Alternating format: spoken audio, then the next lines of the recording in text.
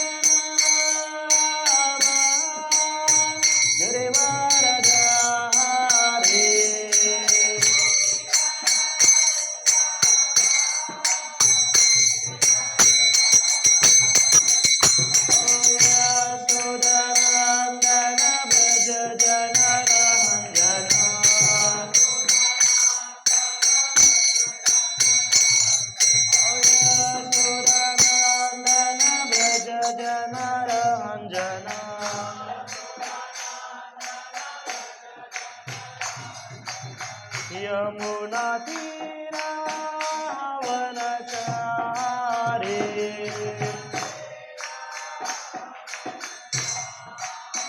यमुना तीरा वनचारी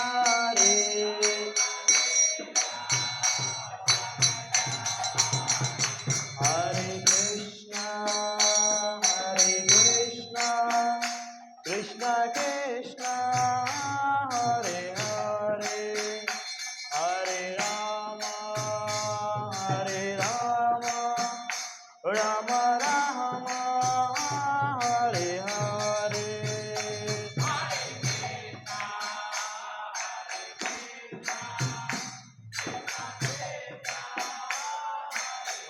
लैपटॉप काम ही नहीं कर रहा, माउस भी खराब हो गया। देखो जब डाउन कर रहे हैं ना, यहाँ पे डबल क्लिक हरे कृष्णा कृष्ण कृष्ण हरे हरे हरे राम राम राम हरे हरे।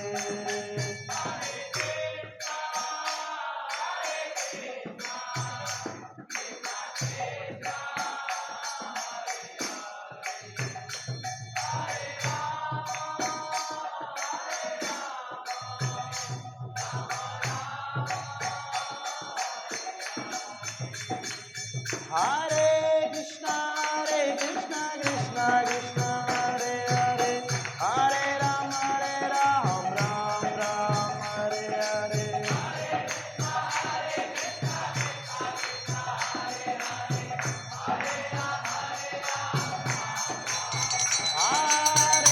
कृष्णा कृष्ण कृष्ण हरे हरे हरे राम राम हरे हरे।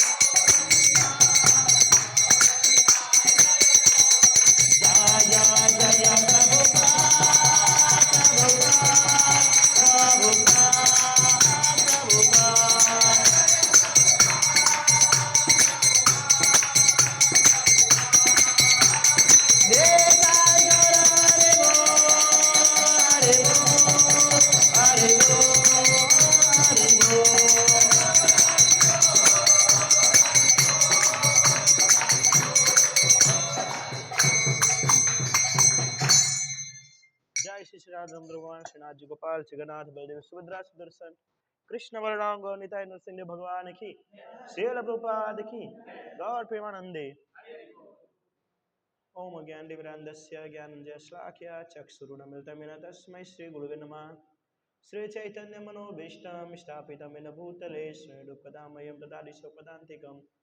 हे कृष्ण करुणा सिंधु दीनबंधु जगतपते गोपेश गोपिकाकांत राधाकांत नमस्तुते। तप्त कांचन गौरांगे श्रीराधे वृंदावनेश्वरे वृषभानुसुते देवी प्रणमामि हरिप्रिये। वाञ्छाकल्पतरुभ्यश्च कृपा सिन्धुभ्येव च पतितानां पावनेभ्यो वैष्णवेभ्यो नमो नमः। श्री कृष्ण चैतन्य प्रभु नित्यानंद श्री अद्वैत गदाधर श्रीवासादि गौर भक्त वृंद हरे कृष्णा कृष्णा कृष्णा हरे हरे हरे राम राम राम हरे हरे हरे कृष्णा कृष्णा कृष्णा हरे हरे हरे राम राम राम हरे हरे हरे कृष्णा कृष्णा कृष्णा हरे हरे हरे राम राम राम हरे हरे हरे कृष्णा। तो आप सभी का इस संडे यूथ क्लास में बहुत बहुत स्वागत है बार फिर से। तो हम सब हर संडे यहाँ पर इकट्ठे होते हैं भगवान की भक्ति साधना करने के लिए और सीखने के लिए, है ना। क्योंकि मंडे टू सैटरडे हम माया देवी के जाल के अंदर में फंसे रहते हैं। ओनली फॉर संडे जो है हम भगवान की भक्ति साधना के लिए अपने मन को, अपने इंद्रियों को और अपने शरीर को प्रोत्साहित करते हैं कि आज आपको मंदिर जाना है कि नहीं। लेकिन हम देखते हैं कि भक्ति साधना करना, भगवत गीता रीडिंग करना, भगवान के नाम का चैंटिंग करना, क्लास अटेंड करना, ये सब के अंदर में लोगों की जो एक्साइटेड जो होनी चाहिए ना, वो नहीं होती है। समझ रहे? जो एक्साइटेड होनी चाहिए वो नहीं होती है। जैसे एक सिंपल एग्जांपल है, आप में से किसी को मूवी देखने, आज छावा मूवी आया था, आपको किसी को मूवी देखने के लिए जाना है, 3:05 का टाइम है स्टार्ट होने का, तो आप 2:30 पे पहुंच जाओगे। ये रियल है। लेकिन कहीं पर अगर कथा हो रहा होगा, कहीं पे क्लास हो रहा होगा, तो देख करके निकलेंगे प्रसाद का टाइम कौन सा है कि नहीं। तो क्या है कि उसके अंदर में लोग एक्साइटेड नहीं रहते। तो मतलब रियल चीज के अंदर में जो एक्साइटमेंट होनी चाहिए वो किसी के अंदर नहीं है। और जो रियल नहीं है, जो हमारे कोई काम का नहीं है, आप मनुष्य जीवन के अंदर में कृष्ण की जो भक्ति साधना करते हैं, कृष्ण के बारे में जो जानने का एफर्ट करते हैं, उसके अलावा जीवन के अंदर में और कुछ है ही नहीं। तो जो कुछ नहीं है उसको हम सबसे ज्यादा इंपॉर्टेंट देते हैं, और जो है उसको बोलते हैं हाँ पानी का लहर जैसे जाता रहता है, उसको ऐसे जाने दीजिए, जाने दीजिए, है कि नहीं। आप देखिए हम कितने सारे डिवोटी है, कितने सारे हमारे साथ भक्त जुड़े हुए है कि नहीं। लेकिन क्या होता है कि मंडे टू सैटरडे में कोई एक्टिविटी नहीं होता है, संडे को सब आ जाता है कि नहीं। जब भगवान की कथा होती है, क्लास होती है, तब सब चीज आता है, यहां जाना था, वहां जाना था, ये खाना था, ये पीना था, ये करना, सब। और वो भी कब आता है? 5 to 6 के बीच में, है कि नहीं। संडे ठीक है, लेकिन कब आ रहा है संडे को? 5 to 6 के बीच में, है कि नहीं। तभी आता है ना, नहीं तो नहीं आता है। अब अगले संडे 7 to 8 कर देना, तो सब काम कब आएगा? 7 to 8 के बीच में। तो ये रियलिटी है ना। हमारा क्या है, हमारा मन क्या है कि भगवान की ओर बढ़ता नहीं है कि नहीं। तो हम भी सोचते हैं कि क्या जब वो मन नहीं चाह रहा है तो हम उसको क्या जबरदस्ती करें। किसी को जबरदस्ती नहीं करना चाहिए, तो हम क्या करते हैं उसको, ठीक है नहीं जाना है तो मत जाओ। हम सब बैठ कर के एवरी संडे जो क्लास करते हैं, सो श्रीमद् भगवत गीता चल रहा है। अब विचार कीजिए वो किसके लिए है क्लास, क्या चीज के लिए। हाँ तब, लेकिन हमारे अंदर कोई प्रकार की एक्साइटेड नहीं होती है। मन हुआ तो ठीक है, आज घरे करेलाનું શાક બન્યું છે તો હાલો ન્યા વડા ને ખીચડી ખાઈશ, तो आज क्लास अटेंड करी लईश। और अगर पनीर बना है तो आज क्लास अटेंड नहीं करेंगे, प्रभु जी क्या हो, वो घर पे पनीर की सब्जी बनी है वो खाऊंगा, क्लास में आऊंगा तब तक खत्म हो जाएगा, तो वहां रहना पड़ेगा। तो एक एक्साइटेड जरूरी है ना, एक उत्साह है ना, भक्ति के अंदर में उत्साह बहुत जरूरी है। प्रभु जी आप सब अगर भक्ति के अंदर में उत्साहित नहीं होंगे ना, तो यहां पर बैठ करके आप कितना भी कृष्ण की कथा सुनिए, उसका कोई अर्थ नहीं रहेगा। हम देखते हैं भक्तों के अंदर में इतने समय से भक्ति में है, लेकिन फिर भी मन जो इधर उधर भटकता रहता है। जो उसके अंदर में उत्साह, निश्चय, धैर्य होना चाहिए वो नहीं दिखता है किसी का। क्यों नहीं दिखता है? क्यों नहीं दिखता है? क्योंकि आप भक्ति में परफेक्ट है ही नहीं। तो जब भक्ति में परफेक्ट होगे नहीं तो कैसे आप कृष्ण के बारे में श्रवण करोगे? हमारा कैसा है, जब किसी व्यक्ति के ऊपर में जब हमारी श्रद्धा होती है तभी तो हम उसके बारे में जानना पसंद करते हैं ना, है कि नहीं? कोई कोई सलमान खान के भी भक्त होते हैं, तो क्या होता है कि जब उसको मानते हैं, प्रेम करते हैं, तो उसका मूवी आता है और जब वो आते हैं तो लाखों रुपया देकर के मिलने के लिए जाते हैं, है कि नहीं? एक्साइटमेंट। अब हम कृष्ण की भक्ति करते ही नहीं है तो उसको जानने से क्या मतलब रहेगा? यही हमारी थिंकिंग रहती है कि नहीं, कि जानने से क्या मतलब है। लेकिन ये जरूरी है प्रभु जी। भगवत गीता और भागवतम का जो ये एक एक शब्द जो है ना, जो हमको बोरिंग लगता है रियल में, है ना, एक एक शब्द जो है वो कहते हैं वो सब जो है कृष्ण है ना, वो सब कृष्ण है। इसका अर्थ जो होता है ना वो कृष्ण होता है, कृष्ण, क्योंकि किसने कहा ये सब चीज? कृष्ण ने कहा है ना। और भगवान के मुख से जो भी चीज निकलती है, जो भी वस्तु निकलती है, वो कैसा है? पूर्णमदः पूर्णमिदं पूर्णात् पूर्णमुदच्यते पूर्णस्य पूर्णमादाय पूर्णमेवाय शिष्यते। पूर्ण से जो निकलता है पूर्ण है, क्योंकि वो पूर्ण है इसलिए वो संपूर्ण है। सब चीज मतलब पूर्ण है, मतलब एक तरीके से देखा जाए तो, क्योंकि कृष्ण से निकला हुआ है। तो क्या है कि जो व्यक्ति साक्षात राधा दामोदर का दर्शन कर रहा है, वही व्यक्ति भगवत गीता का श्लोक पढ़ के भी साक्षात राधा दामोदर का दर्शन कर सकता है। लेकिन हमारे अंदर वो भाव श्रद्धा है ही नहीं। वो जो राधा दामोदर का ठीक है, एक बार खड़े होकर के देखेंगे, क्योंकि 4-5 लोग देखते हैं कि वो दर्शन कर रहा है, लेकिन भगवत गीता क्लास में बैठेंगे तो कौन देखता है कि सुन रहा है? तो इसके अंदर में हमारा मन नहीं लगता है। अब बताओ, एक एक शब्द कृष्ण है और उसका अर्थ पता है क्या है? अर्थ होता है श्रीमती राधा रानी की ओर। अर्थ किसकी ओर है? श्रीमती। जैसे श्रीमद् भगवत गीता भगवान श्री कृष्ण नाम दिया गया है, लेकिन उसका अर्थ क्या है?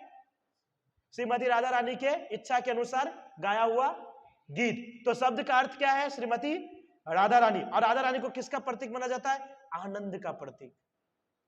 किसका प्रतीक मानते हैं? आनंद का प्रतीक। लेकिन जब क्लास होता है तो मैं किसी को आनंद में देखता ही नहीं। तो क्या प्रेमानंद में है? नहीं ब्रो, एकदम बहुत बड़े आनंद है, इतना हाई लेवल आनंद है जिसका वर्णन नहीं किया जा सकता है। इसलिए भगवान की जब कथा होती है, क्लास होती है, तो उसको कंपलसरी अटेंड करना चाहिए, श्रवण करना चाहिए, जानना चाहिए। हम जब ऑनलाइन क्लास ले तो बार बार ये चीज का डिस्कशन करते हैं, बार बार डिस्कशन करते हैं कि प्रभु जी ये जब तक नहीं जानोगे तब तक आपको मनुष्य जीवन का मतलब पता ही नहीं चलेगा कि किस लिए मिला है। वो जानना बहुत जरूरी है, सब चीज को छोड़। क्योंकि जो फालतू की जो चीज होती है ना, संसार की भौतिक वस्तु, वो अगर नहीं जानना चाहोगे ना तो भी जना जाएगा, नहीं जानना चाहोगे तो भी। क्योंकि कुछ ना कुछ ऐसे लोग बोलेंगे, प्रभु जी वहां पर गया था, पार्ले पॉइंट पर एक्सीडेंट नहीं किया, तो हमको तो जानना नहीं एक्सीडेंट हुआ कि नहीं, या उसके घर में झगड़ा हो गया तो भी कान में आ ही जाता है कि नहीं। लेकिन ये चीज को हमको आगे बढ़ करके जानना चाहिए, समझना चाहिए। एक हमने प्रभुपाद जी के साथ ऑनलाइन क्लास में 2 या 3 पुस्तक स्टार्ट है, तीनों पुस्तक के अंदर प्रभुपाद महाराज जी एक ही कह रहे हैं कि जो मनुष्य जीवन मिला है बहुत दुर्लभ से मिला है। एक ही ऑप्शन है, एक ही ऑप्शन है, और उसके अलावा 83,99,999 योनि बैठा हुआ है कि कब हमारे साथ आप दोस्ती करोगे। एक ही ऑप्शन है, और इसके अलावा 83,99,999 योनि बैठा हुआ है कि कब हमारी दोस्ती करोगे। और हम उनको बोलते टेंशन मत लो, भले इस जन्म में मिला है कृष्ण भक्ति, लेकिन आऊंगा तो तुम्हारे पास, नहीं तो कुत्ता बिल्ली गधा कैसे बनेंगे? उनको भी तो एकमात्र एक ही योनि है, मनुष्य योनि, वो भी 4 लाख के अंदर में कृष्ण भावना भावित। इसके अंदर में आने के बावजूद भी अगर हम कृष्ण की भक्ति साधना नहीं कर रहे, तो फिर आपके ऊपर डिपेंड करता है कि आपको क्या करना है। और हमारी तो प्रभु जी एकदम परफेक्ट है, हमारे क्लास में हमारे यूथ जो भी जुड़े एकदम परफेक्ट फिलोसॉफी, भक्ति करनी हो तो परफेक्ट करो, वरना देखो आप सबको पता है, कोई कोई रहता है कोई बात नहीं धीरे धीरे करो, पर हमारा एक ही है, नहीं करो, या तो ऊपर चले जाओ या तो नीचे गिर, एक ही ऑप्शन है ना, सीढ़ी से ऊपर चढ़ो नहीं तो नीचे उतरो, ये थोड़ी बीच में खड़ा रह के, हाँ ये कोई बात ही नहीं है, या तो ऊपर चढ़ लो या नीचे उतर लो, खा लो या नहीं खा लो, डिश लेकर के थोड़ी ओम जय जगदीश हरे थोड़ी हो, तो खा लो या तो मत खाओ। तो भक्ति के अंदर प्रोग्रेस करना है तो आप सिंसियरली करो, नहीं करना है तो छोड़ दो, नहीं करना है तो छोड़ दो। कोई कोई भगवान ने प्रभु जी हम सबको बताया फ्रीडम दिया है, एक स्वतंत्रता दी है, एक स्वतंत्रता कि आप जो चाहो वो कर सकते हो, जो चाहो। जे यथा मार्ग पर पदंते तास तथैव भजाम्य, जो जिस प्रकार से मेरे प्रति इच्छा करता है, भाव करता है, उस प्रकार से वस्तु वो चीज उसको मैं दे देता हूं, है कि नहीं। हमको स्वतंत्रता दी है, तो आपके ऊपर डिपेंड करता है, आपको करना है तो ठीक है, और नहीं करना है तो भी बोलिए बोलिए ठीक है ना। हमारा तो ज्यादातर नहीं करना तो प्रभु जी ठीक है, ये हमारी कंडीशन होती है। नहीं तो प्रभु जी अब देखिए बार बार हम एग्जांपल देखते हैं, राजा परीक्षित, हाँ 7 दिन की कथा होती है ना, 7 दिन के अंदर में 7 रात भी होती है, इन टोटल कितना दिन हुआ, 14 दिन एक तरीके से देखा जाए तो। उस दिन में मतलब कि प्रभु जी एक भी रात एक भी दिन में 14 दिन 14 मतलब कि 7 दिन 7 रात, उसमें एक भी बार ना पानी पिया, एक भी बार ना कुछ प्रसाद लिया, ये भी नहीं कि हालो जरा फ्रूट ले लिए, कुछ नहीं। वक्ता बेचारा सुखदेव गोस्वामी कहीं सेंसलेस होकर के नीचे ना गिर जाए, कुछ खाया पिया नहीं, 2 दिन हुआ, अरे थोड़ा कुछ खा लो, आप सिर्फ बोलते रहिए बस, अब मुझे कोई चीज की जरूरत नहीं है। ये एक्साइटेड है भगवान की कथा के प्रति। हमारा पता है मन क्यों नहीं लगता है प्रभु जी, क्योंकि हम ये सब चीज जानते नहीं है, ये सब चीज हम जानते नहीं है। अभी यहाँ पर आ जाएगा दूसरी ओर श्वेत घोरों से घींचे जाने विचार पर कृष्ण तथा अर्जुन अपने अपने दिव्य संग बजाए, तो कैसे ये वगायरू आपने शू काम से वगरवा दियो, हमको क्या मतलब है।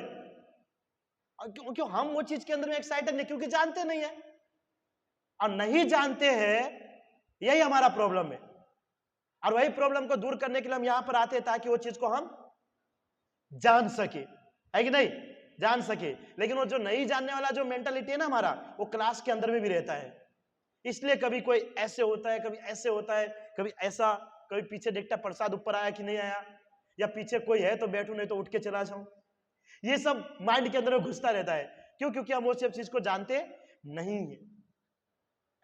लेकिन जब तक अपने मन को हम डाइवर्ट नहीं करेंगे ना, बार बार इग्नोर नहीं करेंगे ना, तब तक हमारा मन ये सब चीज में लगने वाला नहीं है। इसलिए सर्वश्रेष्ठ है, हमारे बहुत सारे 600 यूथ है शायद है कि नहीं। तो हमारा मनुष्य जीवन मिला है कि अगर भक्ति साधना कर ले तो ठीक है, और नहीं कर ले तो भी ठीक है। थोड़ा तो समय देना चाहिए ना, हाँ थोड़ा समय। आप विचार कीजिए, इतना सारा हमारे पास समय है, इतने सारे घंटे, इतने सारे मिनट, इतने सारे सेकंड है, इतने सारे दिन और रात है, उसमें सिर्फ संडे को 1 घंटा बस, उसके अंदर में प्रभु जी आई एम नॉट इंटरेस्टेड इस भगवत गीता, इसको जाकर के कर करके सुन करके क्या करेंगे, थोड़ा भी इंटरेस्ट है, ये हमारा कंडीशन है। लेकिन ये बिल्कुल गलत है, ये बिल्कुल भी गलत है।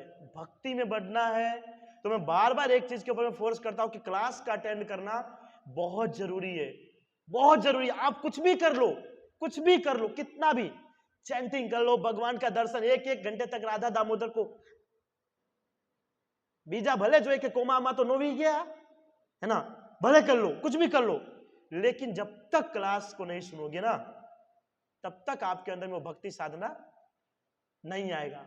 आप बोलोगे प्रभु जी आज तो भगवत गीता आप क्या कुछ नया चालू कर दिए, लेकिन मेरा यही पॉइंट है, मैंने देखा जो एक्साइटेड हमारे अंदर होनी चाहिए वो है ही नहीं। जैसे अभी हमारा गुरु महाराज जी का मीटिंग था, तो हमारे गुरु महाराज जी ब्रह्म जी गोपाल कृष्ण गोस्वामी महाराज जी, बहुत सारे उनके डिसाइपल है, बहुत सारे, यानी कितने हजारों से भी ऊपर कितने सारे होंगे, लेकिन जब मीटिंग हुआ तो 25 से 30 लोग थे। तो मैं यही बोल रहा हूं कि जो हमारे अंदर जो एक्साइटेड है ना, वो एकदम जीरो है, हमारा मन ही नहीं लगता है, मन ही नहीं। ये होना चाहिए एक्साइटेड कि हाँ संडे आ रहा है, संडे आ रहा है, कब संडे आएगा, 5 से 6 में जाऊंगा, क्लास अटेंड करूंगा, कुछ सीखूंगा, कुछ समझूंगा, कुछ प्रश्न, कुछ जिज्ञासा, कुछ नहीं। અહીંયા આવે તો બી સીડી ઉપર બેહીને ફાફા મારે ને ક્લાસ પૂરું થયો તો હાલો ખીચડી કઢી ખાવા છીએ। अच्छी सही बात है ना, है कि नहीं? नहीं ना बोरे पर अंदर से तो होता ही है कभी कभी, क्योंकि देखते जब नहीं आते तो खिचड़ी कढ़ी में वही दिखता है चेहरा, बोला प्रभु जी तमने મળવા આવ્યા, એ તો મને ખબર છે, મને કે કઢી ખીચડી ने। तो ये रियलिटी है ना। भक्ति साधना करना बहुत ही ज्यादा जरूरी है ना। हमारे मनुष्य जीवन का एक हिस्सा है, जैसे ना आपका मम्मी पापा आपका हिस्सा है, भाई बहन है, या भौतिक संसार की जो भी वस्तु व्यक्ति है, उसी प्रकार भगवान की भक्ति भी हमारे जीवन का एक हिस्सा है, और उन सब के अंदर में सर्वश्रेष्ठ है, सर्वश्रेष्ठ है। इसलिए जितना हो सके भगवान के बारे में कथा सुनने का प्रयास कीजिए, कथा सुनने का प्रयास कीजिए, क्योंकि जब आप कथा सुन रहे हो, एक एक शब्द जो देख रहे हो वो कृष्ण है, वो कृष्ण है। भले वक्ता एक बार खराब हो सकता है, वक्ता बोलने वाला खराब हो सकता है, लेकिन वो जो शब्द बोल रहा है तो कृष्ण के है। तो मैंने कहा ना पूर्णमदः पूर्णमिदम्, वो कृष्ण का है, लेकिन वो पूर्ण है कि कृष्ण से निकला है, तो यानी कि वो शब्द भी जो है कृष्ण का है, तो यानी कि आप साक्षात कृष्ण का ही दर्शन कर रहे हो। तो इस सब चीज के अंदर में हमारी एक्साइटमेंट होनी चाहिए। बहुत बार हम देखते हैं प्रभु जी वो मेरा दोस्त को मैंने बोला था वो आया नहीं, तो मैं कैसे आ सकता हूं? बोला क्यों? मैं उसके ही गाड़ी पे बैठ करके आता हूं। अच्छा तो ऑटो बस ये सब खत्म हो गया था क्या उस दिन? हर चीज की हमारे पास सुविधा होती है, हर चीज की। हम कहते हैं एक चीज की, संसार के अंदर कोई भी चीज इम्पॉसिबल नहीं है, तो हर चीज की सुविधा होती है, लेकिन हमारा मन क्या है कि नहीं नहीं नहीं आज रवा दो, જરાક रेस्ट કરી લેશું, પછી બીજા સન્ડે તો જવું જ છે ત્યાં, बस ये हमारी कंडीशन है। विचार कीजिए प्रभु जी बीजा संडे वाले जो है, बीजा संडे तो मैं जीवित रहशो प्रमाण पत्र है कई? कुछ प्रमाण पत्र है हमारे पास कि दूसरे संडे जीवित रहोगे? हाँ कल बता दिया जाए कल पूरा संसार नष्ट हो जाएगा, आज तो इतना ठूसम ठूस होगा ना पूरे संसार में, कोई बोरी भरेगा पैसे का, खत्म होगा तो भले नहीं ले जाएगा तो भी भरेगा, खाएगा पिएगा, इतना इतना खा लेगा ना, इतना इतना कि वो कल मरने के बदले आज ही मर जाएगा। ये होती है, ये सब चीज के अंदर हाँ एक्साइटेड, लेकिन जब भगवान की भक्ति की आती है तो 0 बाय 0 हो जाता है। नहीं करना है, जो होगा देखा जाएगा।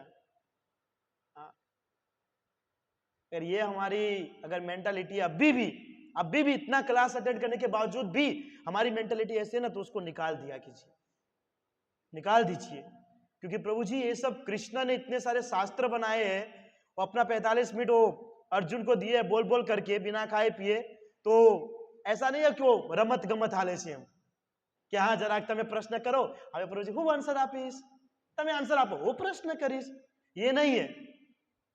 ये हम जैसे जो बद्ध लोग हैं ना कि इंटेलिजेंट, बद्ध ही जीवात्मा है, या हम सब जो बद्ध जीवात्मा है ना, इन सब के लिए चीज दिया गया है ज्ञान, लेकिन हमको तो समझ आती ही नहीं है। तो कब समझोगे? जब कृष्ण ने जिस प्रकार अर्जुन को उपदेश दिया उसी प्रकार कृष्ण हमारे पास आएगा उपदेश देगा, तब जाके हम समझेंगे, नहीं तो नहीं समझेंगे। जाओ आपको जो करना है कर लो। अब आवा गधेरा ने शो समझाई सके कोई तरीके से पॉसिबल ही नहीं है। सो इसलिए एक मनुष्य जीवन मिला है, भक्ति साधना कर लीजिए, नहीं तो 83,99,999 आपके परम मित्र है वो लोग, हाँ मित्र नहीं परम मित्र है वो लोग, वेट करा आओ ने भाई जल्दी, પછી गधेरा थी कुतरा में ट्रांसफर થવું છે ને, हाल जल्दी, वो वेट करता रहता है। और इंटेलिजेंट होगा भाई તમારું જોત નથી, हम तो कृष्ण के दास बनेंगे इस बार, हम तो कृष्ण का दास बनेंगे। इसलिए जो कृष्ण की जो कथा होती है ना उसके अंदर में रुचि लीजिए, भले किसी चीज में लो या ना लो वो 2 नंबर की बात है, पर कृष्ण की कथा के अंदर में तो हमको रुचि लेनी ही पड़ेगी। ठीक है, तो इससे पहले संडे 13 नंबर श्लोक तक हुआ था, जिसको हमने ऐसे तैसे करके समझे थे, और अभी भी कम से कम 38 नंबर श्लोक तक यही रहेगा। कृपया करके मेरे साथ आप भी एक्साइटेड ना होते हुए भी एक्साइटेड लेकर के सुनने का प्रयास करें, ठीक है। तो आज श्लोक संख्या 14 है, और जैसे कि हमको बताया कि महाभारत के युद्ध के अंदर में जब दुर्योधन इधर से उधर कर रहा था वार्तालाप, तो भीष्म पितामह ने सोचा कि जिस प्रकार ये द्रोणाचार्य के पास गया है मेरे पास ना आए, इसलिए पहले ही शंख मार दिया, है ना, कि मेरे पास आकर के चालू ना करे। तो भीष्म पितामह ने पहले ही शंख बजा दिया। तो शंख बजाना यानी कि युद्ध की तैयारी, मतलब कि स्टार्टअप होने वाला है ना। तो इधर से भीष्म पितामह ने बजाया, और दूसरी ओर से श्वेत घोड़ों पर, है ना, श्वेत यानी कि व्हाइट, सफेद घोड़ा पर, है ना, खींचे जाने वाले विशाल रथ पर आसीन कृष्ण तथा अर्जुन ने अपने अपने दिव्य शंख बजाए। देखिए, कहते कि जब भीष्म पितामह ने जब शंख बजाया ना, तो भले वो बहुत पावरफुल शंख था, लेकिन इधर भगवान कृष्ण थे, किसी को कोई फर्क ही नहीं पड़ा, कुछ फर्क ही नहीं पड़ा। लेकिन जब कृष्ण ने जब शंख बजाया, तो बोलता है दुर्योधन का हृदय फटने लगा था। दुर्योधन का हृदय फटने लगा कि क्या बजा। तो इससे संकेत मिलता है कि हृदय फटना यानी कि तुम भगवत धाम जाने वाले हो, है कि नहीं। तो ये पावरफुल, क्योंकि देखिए जो जितने भी पांडव के पक्ष उसके साथ भगवान श्री कृष्ण है, और जहां पर कृष्ण है, मैंने पहले भी क्लास में कहा, वहां पर विजय तो सुनिश्चित है। तो उसके बाद तुरंत ही भगवान कृष्ण और अर्जुन ने अपने अपने दिव्य शंख बजाए। तो आज जो थोड़ा सेटिंग है थोड़ा यूनिक है। आगे दिया गया है मनन बिंदु। इसका अर्थ क्या बताया गया कि जहां जहां भगवान विद्वान है वहीं वहीं लक्ष्मी जी भी रहती है कि नहीं। बहुत बार हम देखते हैं कि इस संसार के अंदर में जब दिवाली आता है, दिवाली आता है, तो दिवाली के शायद वो 1 या 2 दिन पहले, नहीं, वो लक्ष्मी जी का वो सोना जिससे मटकी से निकलता है, वो धनतेरस, वो सोना मटकी से निकलते फोटो रखेंगे, ओम जय लक्ष्मी माता, किस लिए, धन संपत्ति घर आवे और कष्ट मिटे तन का। तो कहते हैं कि आप जो स्पेशल लक्ष्मी जी को उस दिवाली के दिन याद करते हो, और उससे अच्छा है कि कृष्ण का भक्त बन जाओ ना। कृष्ण का भक्त बन जाओगे तो हर समय लक्ष्मी आपके साथ है। कृष्ण का अगर आप भक्त बन जाओ तो हर समय लक्ष्मी आपके साथ है। आपको स्पेशल दिवाली के दिन वो फोटो सोना वाला लेकर के जानबूझ के, लक्ष्मी जी थोड़ा देखिएगा फोटो पे, कौन सा फोटो आपका, वो जो सोना मटकी से निकाल रहे हैं वो निकलना चाहिए। तो कहते हैं कि जहां जहां पर भगवान कृष्ण है वहां पर लक्ष्मी जी का वास होता ही है। तो विचार कीजिए, अर्जुन के साथ, पांडव के साथ भगवान श्री कृष्ण भी है, और उसके साथ श्री जी भी है ना, कौन, लक्ष्मी जी भी वहां पर उपस्थित है कि नहीं। आज संसार के अंदर में जिसके पास लक्ष्मी है वो बहुत बड़ा राजा है, बहुत बड़ा आदमी है कि नहीं, जिसके पास लक्ष्मी है। तो विचार कीजिए, महाभारत युद्ध के अंदर वो लक्ष्मी, वो तो यहाँ पे जो लक्ष्मी हो तो 10 रुपए में दिखता है, 20 रुपए में दिखता है, 500 रुपए में, 2000 का भी दिखता है। लक्ष्मी अभी बंद हो गया है कि है ना, ये सब लक्ष्मी ये दिखता है, लेकिन वहां पर तो साक्षात तो 500, 1000, 2000 वाले जो लक्ष्मी है वहां पर उपस्थित थे। तो जो सामने वाला पार्टी तो ऐसे ही, अरे वो लक्ष्मी जी कहेंगे अरे तुमको सब कुछ दे दूंगी, टेंशन मत लो। बोले ऐसी बात है, ठीक है। और लक्ष्मी जी जैसे उनके टीम में गए, अरे वो है ना, वो स्टोरी है ना, नारद मुनि ने कहा था कि आपका भक्त जो होता है बहुत दुखी होता है, और जो आपका भक्त नहीं है वो तो बहुत राजा बन के बैठता है। तो भगवान ने कहा था कि जो मेरा भक्त नहीं है ना, वो कभी कभी उसके अंदर में मेरा स्मरण चलता रहता है। तो मैं क्या करता हूं कि उसको जो प्रकार की इच्छा है ना, क्योंकि उसके जरिए जो 1% भी मेरा जो स्मरण करता है ना वो खत्म हो जाए, इतना ऐश्वर्य के अंदर में डूब जाए ना कि 1% भी वो खत्म हो जाए। और मेरे आपके भक्त के पास जो इतना दुख तकलीफ चलता है, अरे वो जानबूझ के दुख तकलीफ चलता हो, क्यों, क्योंकि अगर वो 2 वक्त के रोटी के ऊपर भी डिपेंड करता है ना, वो भी छीन लेता हो। ऐसा क्यों, ताकि पूर्ण रूप से मेरे ऊपर डिपेंड हो जाए, ताकि पूर्ण रूप से मेरे ऊपर डिपेंड हो जाए, मेरे को मेरे धाम में प्रवेश कर जाए, है ना। ये कृष्ण की लालसा है। और हमारी लालसा, हम आपके पास नहीं आएंगे चाहे आप कुछ भी कर लो, भले चैतन्य महाप्रभु बन के आ जाओ, वराह अवतार ले लो, नरसिंह, कोई भी अवतार ले लो, डरते नहीं है क्या नरसिंह अवतार, उसका मार हमको थोड़ी, आओ देखते हम। ये हमारी कंडीशन है। भगवान क्या रे हम इरिटेट થઈ જતા હશે, મને તો લાગે कि यार ये लोग शास्त्र ने समझा, चैतन्य महाप्रभु बनकर के आया, तब भी नहीं मान रहे। अब करे तो करे क्या, इसलिए लास्ट में 48 वर्ष में ही चले गए वापस। नो सुधरे, अरे एक ऑप्शन से चैंट हरे कृष्णा करो तो ठीक से, नहीं तो ठीक है भाई साहब मैंने बहुत एफर्ट किया, अब आप यमराज जी के पास जाने के लिए रेडी हो जाओ, है कि नहीं। तो क्या होता है कि जो भगवान के शुद्ध भक्त होते हैं ना, उनके पास लक्ष्मी जी रहती है, लेकिन लक्ष्मी जी अपनी लक्ष्मी उसको नहीं देती है, ताकि उसके अंदर में वो लीन न हो जाए, है कि नहीं। तो आगे के श्लोक के अंदर में श्लोक संख्या 15, बहुत भयंकर कंडीशन है लैपटॉप में। तो भगवान कृष्ण ने जो शंख बजाया है, देखिए ये वाला जो भगवत गीता के अंदर में ये जो पॉइंट है ना, किसने कौन सा शंख बजाया, बहुत बार पूछा जाता है हर जगह पे। तो आप थोड़ा ध्यान से सुनिएगा। भगवान श्री कृष्ण ने अपना शंख बजाया जिसका नाम था पंचजन्य शंख। अर्जुन ने देवदत्त नामक शंख बजाया। अति भोजी एवं माति मानवीय कार्य करने वाले भीम ने पौंड्र नामक शंख बजाया। ये सब शंख का नाम है कि नहीं। जब ये शंख बजता है तो सामने वाले को पता चलता है कि हाँ चलो युद्ध की तैयारी हो रही है। लेकिन यहां पर जब शंख बजता है तो पट खुलता है। ये नहीं कि वो वहां पर वो प्रभु जी लोग सब शंख बजा रहे, मनोहरपुर गोपीनाथपुर हिट बजा रही, अब युद्ध की तैयारी हालो, नहीं, वो भगवान को पट खोलने के लिए और पट बंद करने के लिए। लेकिन यहां पर शंख है, इसलिए यहां का शंख का नाम नहीं है, यहां का शंख का नाम है कि वो युद्ध में काम आने वाला है। और उसके अलावा कह रहे कि हे राजन, ये कौन शब्द बोल रहा है आपको पता है? कौन बोल रहा है? संजय किसको बोल रहा है? धृतराष्ट्र को, क्योंकि धृतराष्ट्र जो है ये चीज को नहीं देख सकते थे। क्यों? क्योंकि वो ब्लाइंड थे पहले से, है ना।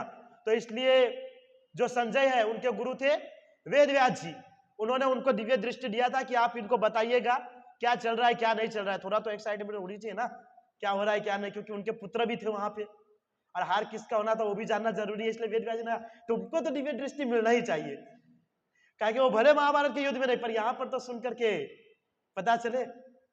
तो यहां पर संजय दुर्योधन को, अरे धृतराष्ट्र को कह रहे कि हे राजन, कुंती पुत्र तथा राजा युधिष्ठिर ने अपना अनंत विजय नामक शंख बजाया तथा नकुल और सहदेव ने सुघोष एवं मणिपुष्पक शंख बजाए। महान धनुर्धर काशीराज, परम योद्धा शिखंडी, धृष्टधुम्न, विराट, अजय सात्यकी, द्रुपद, द्रौपदी के पुत्र, मैंने पूछा था कितने पुत्र थे उनके? 5, ओके। तथा सुभद्रा के माँ पुत्र कौन थे? बोलिए थोड़ा जोर से। अभिमन्यु, तो ठीक है, इतना स्लो बोलते हैं कि जिक्र होता है, जानते हैं कि नहीं जानते, है ना। द्रौपदी के पुत्र तथा सुभद्रा के महाबाहु पुत्र आदि सबों में अपने अपने शंख बजाए।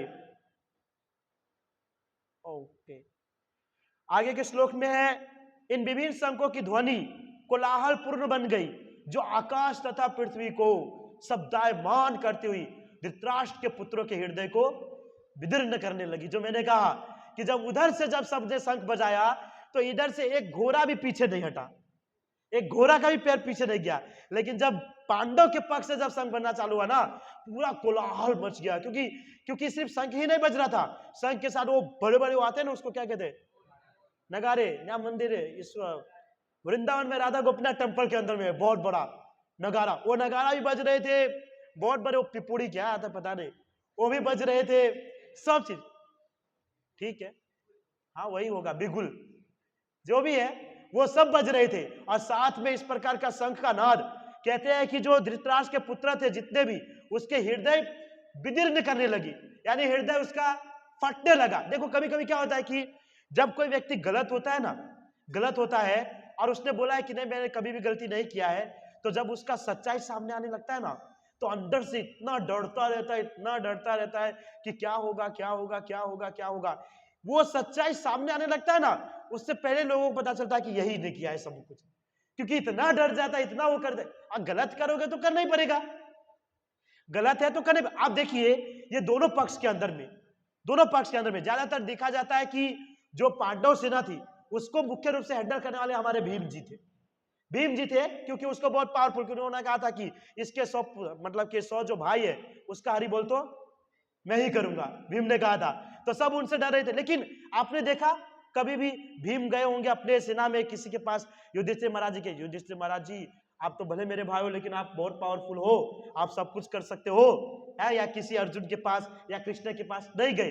क्यों? क्योंकि उनको पता है हम सब सत्य है और सत्य की हमेशा विजय होती है, जीत होती है। लेकिन दुर्योधन को नहीं पता था, दुर्योधन को यह पता था कि हम हारने वाले हैं, इसलिए सबसे पहले गए द्रोणाचार्य जी के पास चीज मक्खन बटर लेकर के। गुरुजी आप तो मेरे गुरुजी हो, हाँ आपने मुझे इतना पढ़ाया लिखा है, देखो आज मैं आपके साथ और वो देखिए वो लोग तीर धनुष लेकर के आपको मारने के लिए तैयार है, और आज तक आपने मुझे नालायक कहा था। बोलो कौन खलनायक निकला? दुर्योधन तुम। ऐसा नहीं कहा, ऐसा नहीं कहा, लेकिन उसको ये करना पड़ा। क्यों?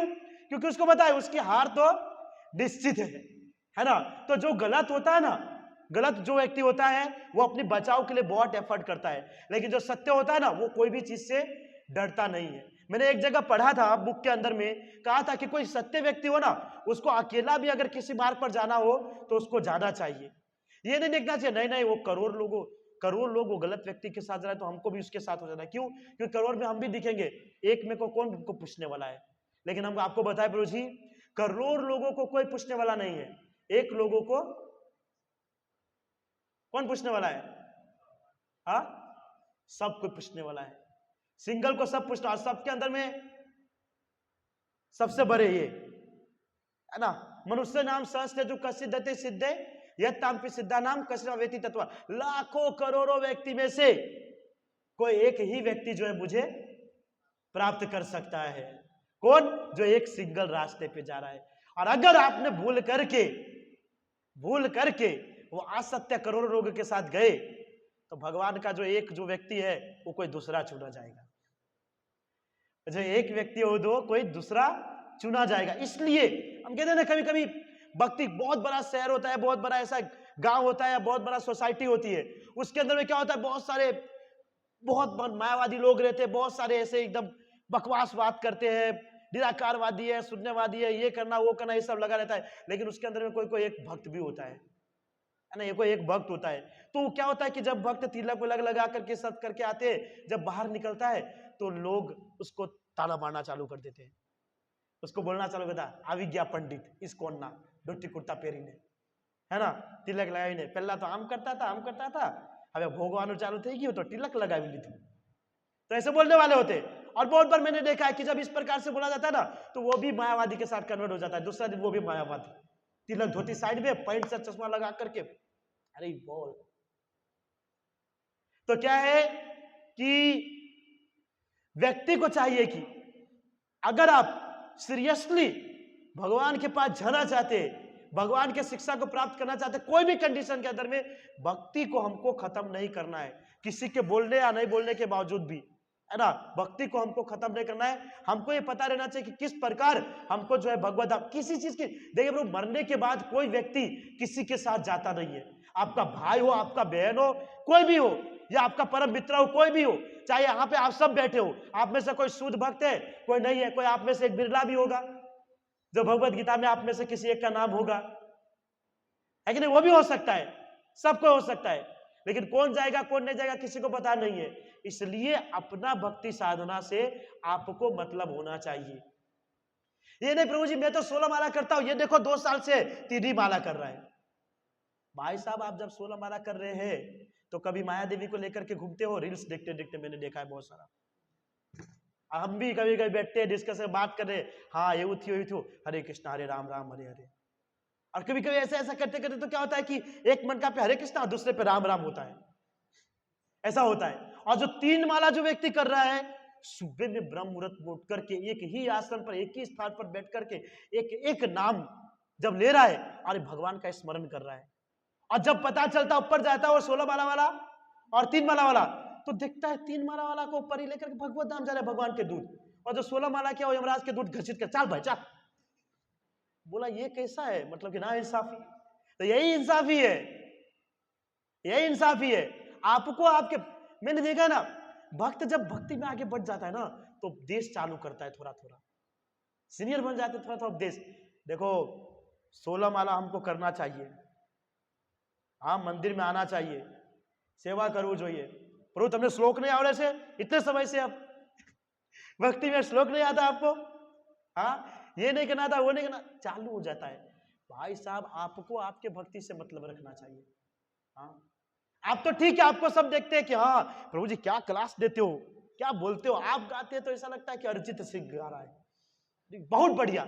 लेकिन वो तो भगवान को ही पता है कि अरिजीत सिंह सा रहा है कि परेश रावल गा रहा है वो तो भगवान को ही पता है, वो हमको नहीं पता। हम जो जितना झाड़ते हैं ना किसी के सामने, ऐसा नहीं ऐसा नहीं, आपको ऐसा करना चाहिए, आप क्या करें ना प्रभु जी पीछे से, वो भगवान जानता है। इसलिए भक्ति के अंदर में ना किसी को हमको जज नहीं करना चाहिए। ऐसा कोई व्यक्ति नहीं है जिसको प्रभुपाद महाराज जी ने या हमारे राधा दामोदर ने प्रमाण पत्र दिया है कि ये प्रमाण पत्र लो और तुमको जाकर के सबको जज करना है। कोई बोले कि आप जज क्यों कर, ये लो प्रमाण पत्र भगवान ने दिया है, ऐसा किसी को नहीं दिया है। अरे हम अपना खुद का उद्धार नहीं कर पाते हैं और यहां पर बैठ करके ये करना चाहिए वो करना चाहिए, फिर आप देखो आपका वो हो जाएगा, क्या वो हो जाएगा, वो हो जाएगा, क्या वो हो जाएगा, आपका वो हुआ मारू भले नहीं थी, क्यों नहीं हुआ, क्योंकि मैं चाहता हूं मुझसे पहले आप जाओ, वही नहीं जा सकता, जानबूझ के बोलता है मुझसे पहले आप जाओ, वही नहीं जा सकता है ना, वो खुद नहीं जा सकता। इसलिए रियल भक्ति साधना है कि आप क्या कर रहे हो ना, इससे मतलब रखना चाहिए। आप देखिए शिक्षा गुरु है, दीक्षा गुरु है, वो ये चीज को जज कर सकता है। हाँ ये चीज के लिए उनको छूट दिया है कि आप उसको बोल सकते हो कि आप ये क्यों नहीं कर रहे हो, क्यों नहीं कर रहे हो, आपको ये करना चाहिए, क्यों क्लास अटेंड नहीं करे, क्यों जप नहीं करे, ये सब करना चाहिए, उसको छूट दिया गया है। लेकिन हम सबको नहीं दिया गया है, क्योंकि अरे हम खुद ये सब चेहरे संडे को एक दिन दिखता है, वो क्या दूसरे को कहेगा 16 माला जप करो, प्रभुपाद जी का पुस्तकों का अध्ययन करो, आप कर रहे हैं। अब भी का कंडीशन पता है मनुष्य का कैसा है, प्रत्यक्ष प्रमाण जब तक नहीं दोगे ना तब तक वो भरोसा नहीं करता है। प्रत्यक्ष प्रमाण चाहिए, और हमारा कैसा प्रमाण है, अप्रत्यक्ष। हमारा कैसा है, आप सब चैंटिंग करते होंगे, नो डाउट है, घर पे करते होंगे, पुस्तक पढ़ेंगे, लेकिन जब जिसको बोलते हो ना वो बोलेगा मेरे सामने तो मैंने आपको कभी देखा नहीं माला लेकर के हरे कृष्णा करते हुए, बताइए तो गुरु जी आप हमको जो उपदेश दे रहे हैं। बोला मैं घर पे करता हूं, बोलेगा घर पे थोड़ी हम देखने के लिए आते, घर पे थोड़ी देखने के लिए आते, तो પછી એને મનાવવા માટે એમના સામે 16 માળા જાપ કરવું પડે એક આસન પર બેસી।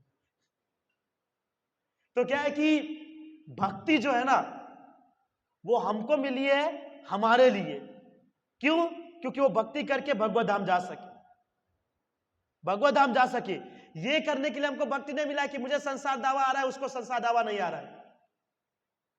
मैंने बहुत बार देखा ऐसे भक्त होते, मंगला आरती में होता है संसार दावा न ललित लोक, तो उसको आता होगा ना पहला लाइन, सिर्फ पहला लाइन और नहीं, तो पहला लाइन बोलेगा तो आजू बाजू देखिएगा कौन कौन पहला लाइन बोल रहा है, और उसको नहीं आएगा ना बोलेगा अरे मैं तो पहलू लाइन बोलू मंदिर के अंदर मंगला आरती में ने ये तो युवा था 2 वर्ष થઈ ગયા એને संसार दावा, तो भाई तुमको भी तो एक ही लाइन आ रहा है ना, तुमको क्या बड़ा आ रहा है।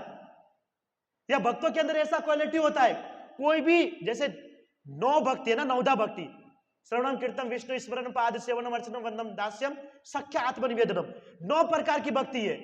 कोई गाने के जरिए भगवान को प्राप्त कर सकता है, कोई अर्चा करके भगवान को प्राप्त कर सकता है, कोई कीर्तन करके प्राप्त, सबके अंदर कुछ ना कुछ क्वालिटी होता है। आप अपनी क्वालिटी किसी व्यक्ति को नहीं बता कि मैं चैंटिंग करता हूं एकदम बढ़िया, तो आपको भी वही करना चाहिए। आप अपनी योग्यता को दूसरे के सामने नहीं दर्शा सकते। आप गधा हो तो सामने वाला भी गधा हो जाएगा, बताइए तो, या आप गधा से घोड़ा में रूपांतरण हो रहा तो भी होगा, नहीं होगा, नहीं होगा, पॉसिबल नहीं है। आप जो कार्य कर सकते हो सब कोई नहीं कर सकता है कि नहीं। देखिए एक सिंपल एग्जांपल, ऐसा नहीं, लेकिन मैं बैठ करके यहां पे बोल रहा हूं, और आप में से कोई भी नए हैं जो आज पहली बार आए होंगे, उनको बोलेंगे प्रभु जी बैठिए और आप भगवत गीता बताइए,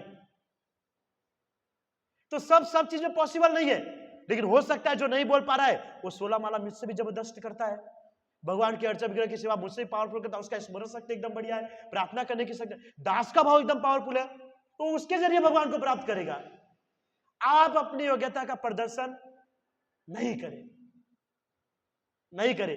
आप कितने पानी के अंदर में है ना वो जानने वाले हमारे कृष्ण है। आप कितने पानी के अंदर में है वो जानने वाले कृष्ण है, क्योंकि मैंने देखा है इस संसार के अंदर में कितना भी आप बोल दो लोगों को कि आपको ये नहीं करना है, भक्ति में अपने भक्ति से मतलब दे, तो वो भी बीजा दिवस आवश्यक પ્રભુજી આ તો જો આટલા સમય થઈ ગયા, આમ કરે છે, તેમ કરે છે, ठीक है कोई बात नहीं, करने दीजिए। फिर हमारा भी कुछ समय के बाद आम तेम हो जाता है नहीं।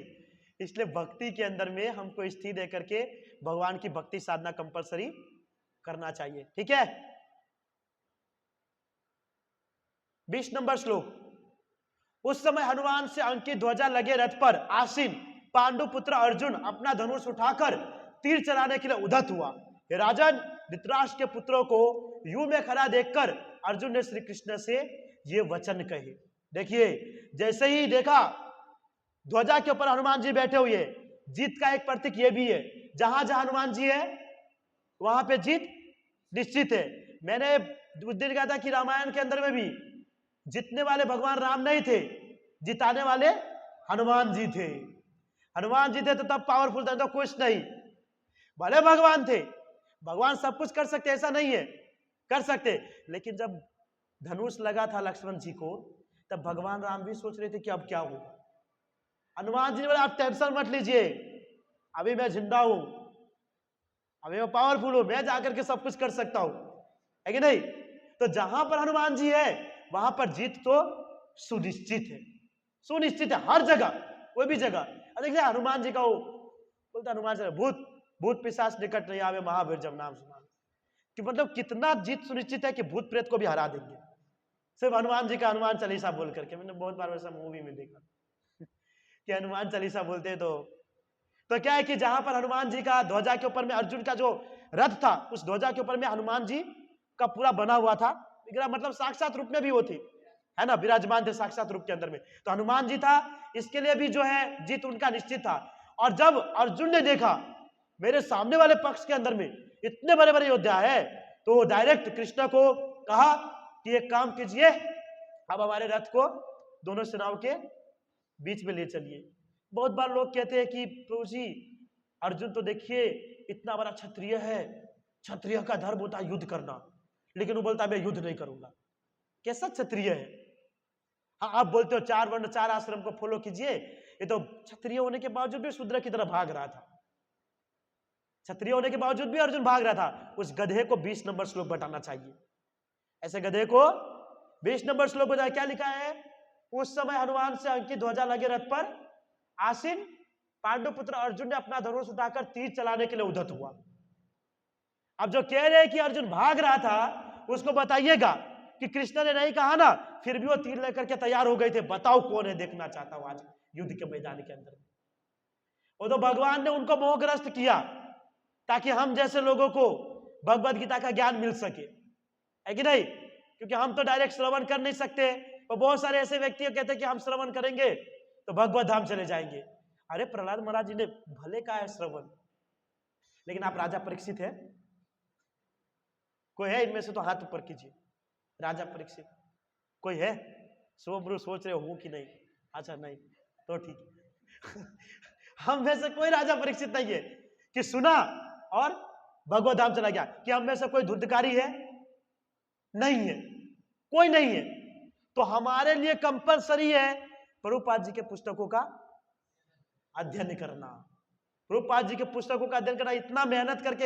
ऐसा ही नहीं लिखे कि हाँ तुम सुनते रहो सुनते रहो। अगर सुनते ही रहेंगे तो पुस्तक को कौन पढ़ेगा? कौन पढ़ेगा? किसी को कहते तो प्रभु जी मैंने वो प्रभु जी का लेक्चर सुन लिया, भगवत गीता पे बहुत जोरदार लेक्चर दिया था, बस हो गया। अरे आपने प्रभु जी का लेक्चर सुन लिया, लेकिन प्रभु जी भले सीनियर है, कुछ भी बहुत हाई लेवल है, ठीक है, लेकिन आपने प्रभुपाद महाराज जी का पुस्तक पढ़ा? नहीं पढ़ा। किसी से कोई प्रश्न करेंगे, गूगल बाबा जिंदाबाद। आज तो मुझे लगता है आध्यात्मिक गुरु की कोई जरूरत नहीं, गूगल गुरु सर्वोपरि। अरे प्रभु जी आप तो कहते हो गुरु बनाने के लिए इस्कॉन में आओ, 5 वर्ष तक सेवा करो, है ना, इधर करो, बर्तन धो, कपड़ा धो, झाड़ू मारो, इधर करो वो करो, तब जाके गुरु गिरेगा। और यहाँ पे हमारे गुरु तो सर्च मारो कि आंसर देना चालू कर देते हैं। तो आपके आध्यात्मिक से गुरु तो हमारे गूगल बाबा गुरु बेहतर है, या हमारे यूट्यूब वाला बाबा गुरु, सब गुरु ही है हमारे मोबाइल के अंदर में। हाँ, नहीं आएगा कोई चीज, चलो ये प्रभु जी का लेक्चर सर्च करते, ये प्रभु जी का लेक्चर, हाँ मिल गया प्रभु तुमने आज जो कीधु तो ये जो आयो आंसर। अरे इसलिए थोड़ी दिया गया है, इसलिए थोड़ी दिया गया है। अगर आप लोग इस तरीके से करोगे तो प्रभुपाद जी के पुस्तकों का कौन अध्ययन करेगा, कौन अध्ययन करेगा? हमारी श्रवण शक्ति उतना पावरफुल है। अब भी आप जो सुने हो ना 1 घंटा, अगले संडे पूरा मैं बोलूंगा एक एक को 1-1 घंटा बोलो मैंने क्या क्या बोला था। कोई बोल पाएगा? बोलिए, नहीं बोल पाएगा, क्योंकि कोई निद्रा अवस्था में है, कोई फिजिकली यहाँ है, कोई मेंटली वहां है। घरे जाइने हम मरू पड़े बीबी इन्होंने आम क्या जो सब अपना भले बैठे यहाँ पर, कोई ध्यान से भी मुझे हंसते एकदम मदिया देख रहा है तो वो सोचे कि कितना ध्यान से सुन रहे हैं। मैं सोचूंगा मुझे पता है भले एकदम हंस के मुझे देख रहे मेरी ओर, लेकिन ध्यान तो हाँ उस दिन घूमने गए थे यार, प्रभु जी को लगेगा उनको देख के स्माइल कराओ कितना मस्त बोल रहे लेकिन अंदर तो गोलगप्पे कहीं रियलिटी। इसलिए प्रभुपाद जी के पुस्तकों का अध्ययन करना जरूरी है। कोई सुन करके कोई चीज को याद नहीं रख सकता है ना, उसके लिए पढ़ना बहुत जरूरी है। स्मरण बिंदु देखिए, इससे पहले शायद मनन बिंदु आया था, मनन बिंदु और दूसरा आया है स्मरण बिंदु। तो आप में से कोई है कि इन दोनों का डेफिनेशन बता सके? स्मरण यानी और मनन यानी क्या हुआ, या मनन या स्मरण? अच्छा बताइए, मनन स्मरण एक है ऐसा कौन कौन मानने वाला है? मनन और स्मरण दोनों एक है ऐसा कोई मानने वाला है? कोई नहीं मानने वाला। और आप में से जो नहीं मानने वाला है ना, उनसे मैं आंसर पूछूंगा क्यों नहीं मानने वाले हो। ठीक है, तो स्मरण और मनन दोनों अलग अलग है, कौन कौन मानता है? ठीक है, ऐसे ही हाथ रखिएगा, कोई नीचे मत कीजिए। करण प्रभु, नित्यानंद प्रभु, रोहित प्रभु, कुलदीप प्रभु, प्रभु जी प्रभु जी प्रभु जी। ठीक है, बताइए, रुके वो।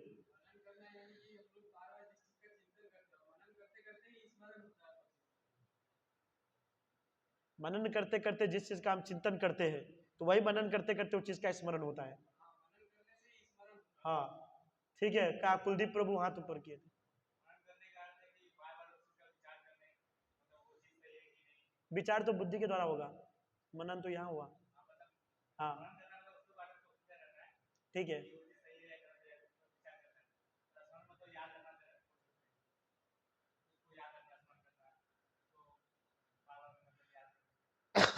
ये भी ठीक है। और किसने? रोहित प्रभु बोलो।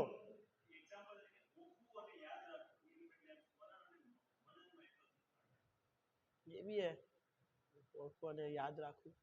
और हाँ हीरा प्रभु, सुन के मनन करना और चिंतन करना, ये भी ठीक है। और प्रभु जी आपने हाथ ऊपर किया। मनीष प्रभु आप बताइए कुछ, आज पहली बार बहुत दिन के बाद आए।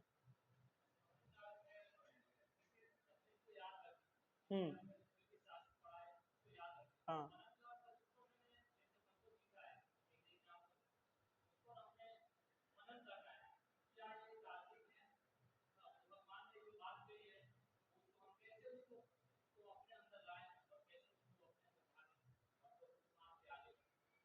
अगर कोई प्रकार का मनन करने में अगर हमारी जिज्ञासा आ रही है कि कैसे हम क्या करें, कैसे क्या करें, तो स्मरण हो जाता है, तो मनन नहीं रहता है। लेकिन आपने कहा मनन और स्मरण दोनों अलग है। अगर मन के अंदर में मनन अलग है, लेकिन मनन के अंदर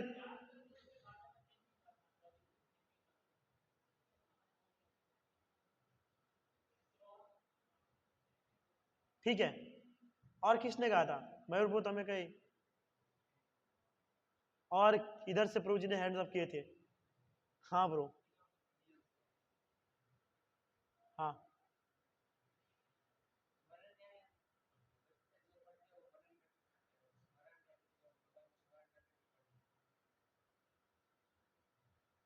सही है। मनन यानी कि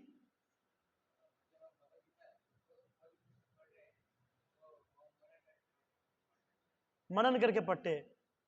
हाँ मतलब कैसे मनन करते हैं? भारण को आप कुछ कहना नहीं चाहते? नहीं कहना चाहते? करण को कहे। एक मिनट,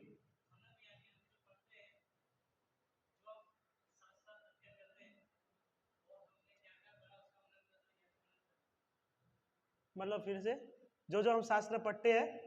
हाँ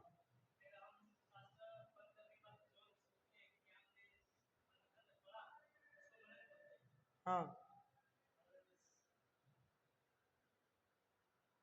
ठीक है, अच्छा है मनन और स्मरण। बिंदु भी आ गया साथ में कृष्ण का फोटो भी है, इसलिए थोड़ा तो डिफिकल्ट रहेगा। हाँ बोलो करण प्रभु, पाछा बोलो, कई जराक लागे से 70% 80% हमें परफेक्ट। हाँ हम जो शास्त्र अध्ययन करते हैं और उसके बाद जो हम अध्ययन करने के बाद जो हम उसका चिंतन करते हैं उसको बोलते हैं मनन।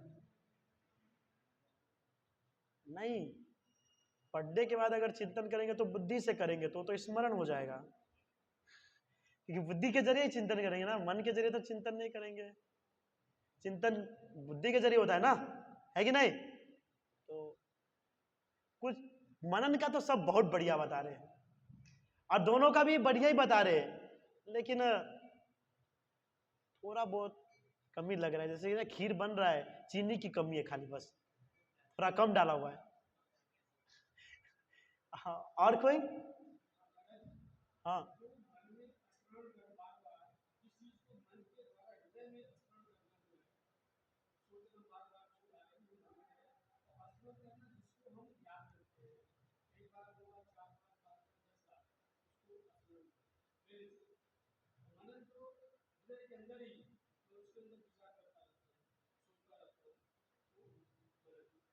हाँ, ये तो बहुत अच्छा है, ये तो बहुत बढ़िया बताया है, बहुत बढ़िया। यानी कि 99% ठीक ही है, 99% परफेक्ट है। देखिए प्रभु, मनन और स्मरण दोनों एक नहीं है और एक है भी, अचिंत्य भेदा भेद। मोबाइल बंद कर, वो अचिंत्य भेदा भेद, दोनों एक है और एक नहीं भी है। हाँ प्रभु, हाँ हाँ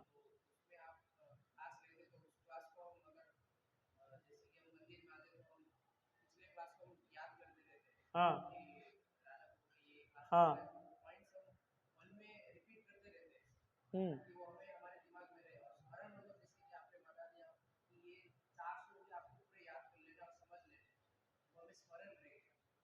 ये भी ठीक है, परफेक्ट ही है, अच्छा ही बता रहे हैं।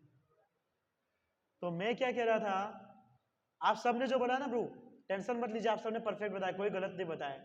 मैं सिर्फ ऐसे ही कर रहा हूं ताकि आप इमोशनल हो जाए लेकिन आप सबने परफेक्ट बताया। लेकिन मनन और स्मरण ये दोनों एक है और एक नहीं भी है, एक है और एक नहीं भी है। हमारा अचिंत्य भेदावाद की तरह है ना, मानो तो कृष्ण है और नहीं मानो तो ऐसा है देखिए इसमें कैसा है ब्रो जी, जैसे आप सबने बताया, स्मरण यानी कि जो व्यक्ति किसी चीज को बार बार रिपीट करता है, जैसे प्रहलाद महाराज जी ने कहा है कि किसी को कोई वस्तु याद रखना है तो किसी व्यक्ति को बोलना चाहिए और उसको बार बार स्मरण करना चाहिए, है ना, जैसे आप सबने कहा, यानी बार बार इसके अंदर में दोहराना, ठीक है। और मनन का अर्थ क्या होता है कि जो बात हमारे अंदर में ही रहता है, जैसे बहुत सारे लोग एकदम फ्रस्ट्रेट रहता है, बात को इरिटेट रहता है, लेकिन वो उसके ऊपर में स्मरण नहीं कर पाते, समझ रहे हैं? मतलब कैसा है कि वो मन के अंदर ही बात को रखता है लेकिन उसके आगे वो सोच नहीं पाते, ऊपर तक नहीं पहुंच पाते। जैसे सिंपल एग्जांपल देखो, जैसे कि हमारी कोई भी, हम किसी को देखते हैं, गलत चीज को देखते हैं, गलत चीज को सुनते हैं, गलत चीज को खाते हैं, ये सब कौन करता है? कौन करता है? बोलो, मन देखता है क्या? हाँ इंद्रिया नहीं, मन भले हो, अगर इंद्रिया नहीं है तो देखेंगे कैसे है कि नहीं? तो अच्छा हो, कोई ऐसा नहीं बोला कि हाँ प्रभु आपने बोला देखते तो यानी आंख और सुनते यानी कान और चखते यानी जीभ, ये एक्टिविटी कौन करता है? हमारी इंद्रिया, ये सब कार्य कौन करता है? हमारी इंद्रिया। ओके, अब जब हमारी इंद्रिया कोई गलत चीज को श्रवण करता है तो क्या होता है कि हम बार बार ऐसा विचार करते हैं कि ये गलत चीज को सुने हैं, अब उसके अंदर कुछ रस लेना चाहिए, उसके अंदर में कुछ रस लेना चाहिए, आनंद लेना चाहिए। जैसे कि आप कथा सुन रहे हो तो आनंद लेते हैं कि नहीं लेते हैं ना? हाँ ही बोलिए, मुझे पता है नहीं लेते हो, फिर भी हाँ बोलिए, है ना? तो आनंद लेते हैं। तो वो किसके अंदर में जाते हैं? जब कोई चीज को सुनते हैं तो कहां जाता है उसका डायरेक्ट इफेक्ट? हमारे कहां जाता है? मन पे। किस पे जाता है वो? हम कुछ गलत चीज भी देखते हैं तो किसके अंदर जाता है वो चीज? मन पे जाता है। ओके ठीक है। अब क्या है कि मन के अंदर में वो चीज गया, मन के अंदर में वो चीज चला गया, देखा इंद्रिया ने, ये नहीं कि बुद्धि ने देखा है, इंद्रिया ने देखा, मन के अंदर वो चीज किया। अब हमको कुछ करना है ना? हमको कुछ करना है क्योंकि हमने देख लिए, अब उसके प्रति मन जा रहा है बार बार ना, गोलगप्पे लड्डू जो भी गुलाब जामुन फुट रहे अंदर, तो वो चीज को आगे जाकर के किसके पास जाएगा? मनन। मन क्या करेगा? वो चीज को करने के लिए किसी के पास से आदेश मांगेगा, किसी के पास से आदेश मांगेगा। वो किसके पास जाएगा आदेश मांगने के लिए? बुद्धि के पास। वो कब किसके पास जाएगा? बुद्धि के पास। जब बुद्धि के पास जाएगा तो वो चीज का स्मरण आएगा और उसको पता चलेगा कि हमको क्या करना है क्या नहीं करना है। ठीक है। अब मन के पास रहता है तो सिर्फ मनन नहीं करता रहता है, कंटिन्यू बात को रखता है जब तक वो बुद्धि के पास। जैसे देखिए एग्जाम्पल है, कभी कभी रास्ते से जाते कोई चीज को देखते हैं तो बहुत बार व्यक्ति उसको नेग्लेक्ट कर देते हैं। मन के अंदर वो बात आती है और उसको नेग्लेक्ट कर देता है। बहुत बार क्या कहता है, मन के अंदर वो चलता रहता है, फिर बुद्धि के पास जाता है आदेश मांगने के लिए कि हमको ये चीज देखना चाहिए कि नहीं देखना चाहिए, करना चाहिए कि नहीं करना चाहिए। तो अगर कोई व्यक्ति किसी से आदेश मांग रहा है यानी कि वो दोनों के बीच में क्या है? डिफरेंस है, अलग अलग है। तो मैंने कहा डिफरेंस नहीं भी है, मैंने कहा डिफरेंस नहीं भी है। वो किस तरीके से? तो देखिए जैसे कोई व्यक्ति, हाँ आप सब ओके, तो आप सब क्लास अटेंड करते हो, मंदिर में आते हो, भगवान का दर्शन करते हो, सब करते हो, तो आपका मन जो है कैसा है? सत्वगुण नहीं, ज्यादा हो गया, शुद्ध सत्व, हाँ रजोगुण तमोगुण ठीक है, एक बार के लिए सत्वगुण मान लेते हैं, एक्स और वाई आंसर आ जाता है, तो मान लेते हैं कि हम सत्वगुण है। हम में से कोई नहीं है, मैं भी नहीं हूं आप भी नहीं हो, तो भी मान लेते हैं चलो सत्वगुण है। ओके, तो अगर हम कोई गलत चीज को देखेंगे और जब मन हमारे अंदर में वो चीज का मनन चलता रहेगा कि अरे क्या क्या क्या क्या एकदम बढ़िया, फिर क्या है कि अगर उसके बारे में और जानना होगा तो हमारा स्मरण जाएगा ऊपर। ठीक है, तो स्मरण जाएगा ऊपर, फिर हम जाके उसके ऊपर में कुछ करेंगे, है ना, कुछ करेंगे। अगर हमारी बुद्धि परफेक्ट होगी तो वो कार्य को हम नहीं करेंगे तो फिर भी आदेश तो मांगा उसके पास, है कि नहीं? आदेश तो मांगा, तो क्या हुआ? उसने बोला कि नहीं करेंगे, हम परफेक्ट है। इससे पता चलता है कि दोनों के अंदर डिफरेंस है। इसने अपनी बात रखी और इसने अपनी बात रखी, तो वो कहा कि नहीं करना है, ठीक है कोई बात नहीं, इसको खत्म कर देते हैं। हाँ, ये हो गया डिफरेंट। अब जो माया के अंदर में जो फंसे लोग होते हैं ना, माया के अंदर में, उसका स्मरण और मनन में है ना डिफरेंस नहीं होता है, उसका स्मरण और मनन के अंदर में डिफरेंस नहीं होता है। किस प्रकार? जो माया के अंदर फंसा है, जो माया के अंदर फंसा है उसका कैसा है कि उसने किसी गलत चीज को देखा तो उसको बुद्धि के पास जाने की जरूरत नहीं होता, कर ही लेते हैं, क्योंकि उसका बुद्धि भी मन है और मन भी बुद्धि है, दोनों ही तमोगुणी है, दोनों तमोगुणी है। हम क्या है कि वो चीज को सोचेंगे करना है कि नहीं करना है, तो ये डिफरेंस रहता है, उसके पास पूछना है, लेकिन उसको पूछने की जरूरत नहीं होता है। मन में जैसे भी चलाएगा, मन सोचेगा उसके पास पूछे, मन कहेगा वो तो मारो भाई छे, हु जे करी से जे करे, तो उससे पूछने की जरूरत नहीं पड़ता है। यानी कि खुद निर्णय अगर ले रहा है तो उसके अंदर में दोनों का बीच में डिफरेंस नहीं है। तो स्मरण और मनन के अंदर में डिफरेंस है भी, और जो भक्त है उसके अंदर में डिफरेंस है, लेकिन जो माया के अंदर में है उसके लिए वो डिफरेंस नहीं है। अब क्या कह रहे हैं? ऋषिकेश। ऋषिकेश का अर्थ क्या होता है? ऋषिकेश का दो अर्थ है, एक आप सबको पता है, ऋषिकेश यानी इंद्रियों के स्वामी। वो कौन है? एकमात्र, है ना, वो आप इसलिए अपना फोटो लगा के रखे है ना। तो कृष्ण जो है इंद्रियों के स्वामी है ना, वो कुछ भी कर ले कोई फर्क नहीं पड़ता है। जैसे एक बार भगवान श्री कृष्ण और अर्जुन नर नारायण रूप में थे और वो बैठ करके तपस्या कर रहे थे, है ना। तो क्या हुआ कि तपस्या करते करते वहां पे कामदेव आए, और कामदेव आकर के उनके तपस्या को भंग करने का प्रयास किया उन्होंने। कृपया करके जहां पर सूर्य ध्यान इधर ही रखिए, कौन आ रहा है, कौन जा रहा है, कौन बैठ रहा है, वो जरूरी नहीं है। वो हम सोमवार से शनिवार में करते हैं घर पे बैठे बैठे। क्लास में तो थोड़ा क्लास सुनिए। तो क्या होता है कि वो दोनों तपस्या कर रहे थे, तो कामदेव ने चाहा कि इसकी तपस्या को भंग करे। तो कामदेव आए, अब उसको क्या बताए, तो इंद्रियों के स्वामी है भगवान श्री कृष्ण, आए और अपना कामदेव बाण छोड़े। लाखों करोड़ों अप्सराएं झकझक झुझुझ कर रहे थे भगवान के पास। अब भगवान को कोई फर्क ही नहीं पड़ा, भगवान को कोई फर्क, तपस्या कर रहे, लेकिन उसके मन के अंदर पता चल गया कि कामदेव का काम चालू हो गया है। भगवान ने कहा कि अला भाई साहब, मैं ही ने तुमको बनाया है, मैंने ही तुमको शक्ति दिया है, अब मेरा ही शक्ति मेरे ऊपर अपना रहे हो, मेरा बिल्ली मेरे से ही ब्याओ। तो कहते हैं कभी मेरा बिल्ली मेरे से ब्याओ, तो मैंने जो शक्ति दिया सब उसको आप मेरे पे अपना रहे हो। तो भगवान कृष्ण ने क्या किया, उसके पास जितने भी वो काम देवी थे ना, जितने सुंदर अप्सरा, भगवान ने अपने जंगा से एक उर्वशी को क्या बोलते हैं प्रकट किए, जो अप्सराओं में सबसे पावरफुल है। और जब उर्वशी बाहर आई तो फिर कामदेव ने सोचे, इसमें तो इतनी सुंदर कोई है ही नहीं, जितना सुंदर तो उसने अपने जंगा से प्राप्त कर लिए, निकाल दिए। तो वो समझ गया कि अब जो है इनको कुछ करने से कोई मतलब नहीं है, और अपना काम और अप्सरा, सुंदर अप्सरा को लेकर के जा रहे थे। कृष्ण ने कहा एक काम कीजिए, वो जो अप्सरा है ना मेरा कुछ नहीं कर पाए, तो मेरा जंगा से उर्वशी निकले उसको भी लेकर के जाओ, क्या पता कि वो जाकर के आपका कोई काम करे। तो कृष्ण जो है इंद्रियों के स्वामी है, इंद्रियों के स्वामी है कृष्ण, उनको कोई चीज का फर्क नहीं पड़ता है। कोई कहता है ना कि कृष्ण भी माया में पड़ सकता है, हो ही नहीं सकता है, कोई एंगल से नहीं हो सकता है। बहुत बार ऐसी लीला होती है, बहुत बार कि कृष्ण को पता नहीं चलता है कि ऐसा हुआ वैसा हुआ, तो कहेंगे देखो कृष्ण भी माया में मोहग्रस्त हो गए, उसको भी नहीं पता चला। जैसे उनके सभी सखा चले गए, गाय चले गए, ब्रह्म विमोहन लीला के अंदर में ब्रह्मा जी सबको लेकर के चले गए, तो कृष्ण ढूंढ रहे थे कहां गए कहां गए, तो क्या उसको पता नहीं क्या ब्रह्मा जी लेकर के गए हैं। बोलेंगे देखो तुम्हारा कृष्ण ढूंढ रहा है कहां गया कहां नहीं, उसको भी नहीं पता है। बोलो, वो भी माया के अंदर फंस गए। लेकिन बिल्कुल गलत है, कृष्ण जो करता है वो लीला करता है, लेकिन वो समस्त इंद्रियों को कंट्रोल में करके रखता है। चतुर्वयम मया सृष्टम गुणकम विभागस तस्य कर्तारम पिमाम विधि कर्तारम अवयम। कहते हैं कि 4 वर्ण 4 आश्रम, पूरा संसार मेरे द्वारा निर्मित है, लेकिन मैं उसके अंदर में नहीं आता हूं। ये सब मेरे जरिए है, लेकिन मैं इसके अंदर में नहीं आता हूं।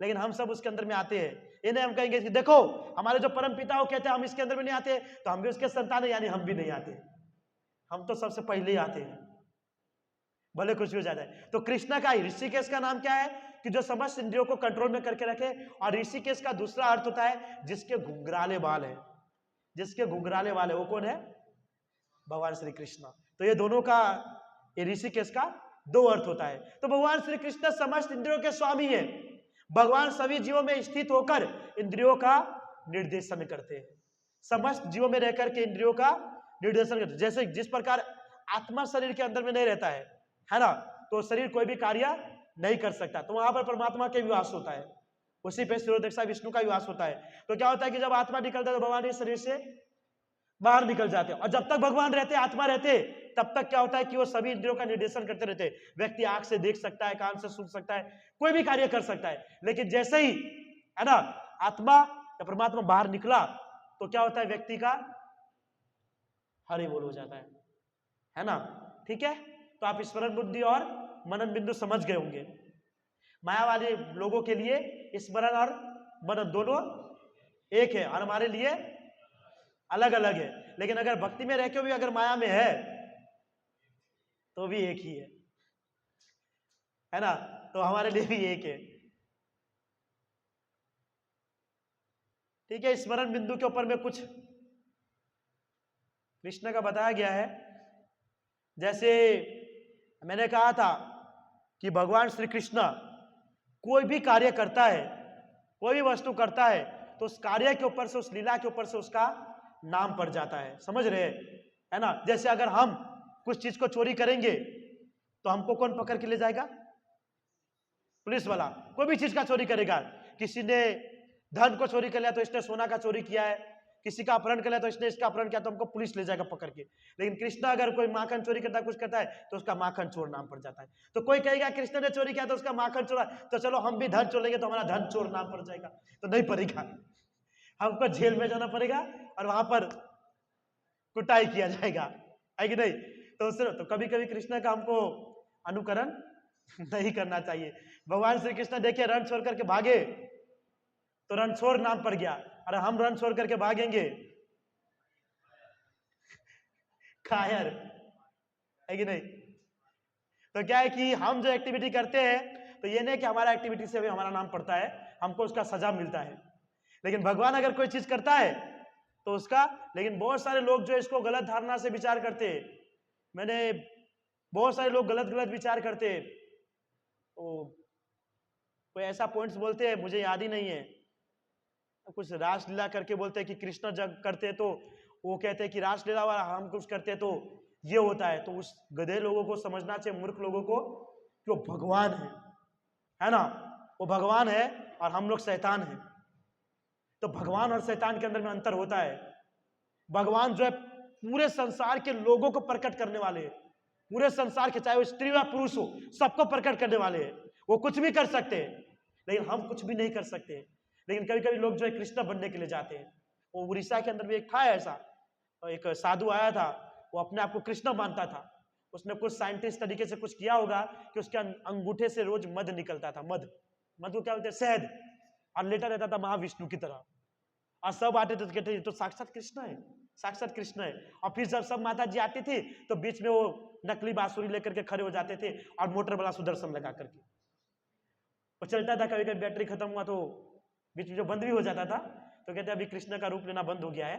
तो ऐसे कृष्ण बनकर के बीच में खड़ा रहता था और सब माता जी उसके सामने रास करते थे।